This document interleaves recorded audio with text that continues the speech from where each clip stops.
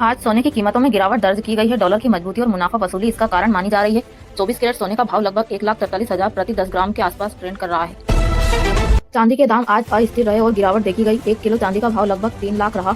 कल के मुकाबले चांदी की कीमतों में 20,000 से 50,000 तक की भारी गिरावट देखी गई। एनसीईआरटी ने शिक्षकों और लाइब्रेरियन पदों पर भर्ती निकाली है। ऑनलाइन आवेदन प्रक्रिया शुरू कर दी गई है। लिखित परीक्षा और इंटरव्यू के बाद चयन होगा। रूस और यूक्रेन के बीच फिर से वार्ता की उम्मीद। दोनों देशों ने बातचीत के संकेत दिए हैं। दुनिया की नजर अब इस वार्ता पर टिकी है।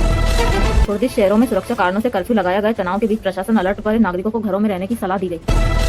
मध्य प्रदेश में मौसम बदलने का अलर्ट जारी। तेज हवाएं और बारिश की संभावना जताई गई। तापमान में गिरावट दर्ज हो सकती है। सरकार ने आयुष सेक्टर को बढ़ावा देने की घोषणा की। आयुर्वेद और होम्योपैथी को समर्थन मिलेगा। हेल्थ इंफ्रास्ट्रक्चर मजबूत करने पर जोर।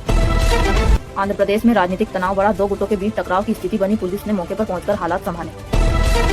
रश्मिका मंदाना ने शादी की अफवाहों को नकारा। उन्होंने कहा, फिलहाल ऐसी कोई योजना नहीं। फैंस के बीच चर्चा जारी है। तेलंगाना में बीआरएस नेताओं का विरोध प्रदर्शन। एसआईटी कार्रवाई को राजनीतिक बताया। कई जिलों में प्रदर्शन देखने को मिले। एम के स्टालिन ने केंद्र सरकार पर निशाना साधा। उन्होंने विपक्षी एकता की बात कही। बयान से सियासत गर्मा गई है। बजट के बाद बाजार में दबाव देखा गया। रुपया और ब्रांड दोनों प्रभावित। आरबीआई की नीति पर नजर बनी हुई है। पाकिस्तान ने भारत के खिलाफ T20 खेलने से इनकार किया। सरकार के फैसले पर पीसीबी ने समर्थन किया। खेल पर राजनीति हावी होती दिखी। राहुल गांधी ने लोकसभा में सवाल उठाए। रक्षा मामलों में पारदर्शिता की मांग की। सदन में तीखी बहस हुई।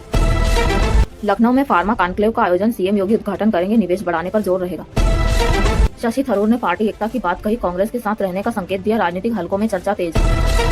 संसद का सत्र आज से फिर शुरू। कई अहम बिलों पर चर्चा संभव। विपक्ष भी सक्रिय रहेगा। बजट में टैक्स सुधार पर जोर। व्यापार आसान बनाने की पहल। निवेश को बढ़ावा देने की योजना। पाक टीम ने बहिष्कार फैसले का समर्थन किया। खेल और राजनीति का मुद्दा गरमाया। आईसीसी ने चिंता जताई। राष्ट्रीय प्रवासन सर्वे की तैयारी। देश भर के मजदूर डेटा जुटेगा। नीति बनाने में मदद मिलेगी।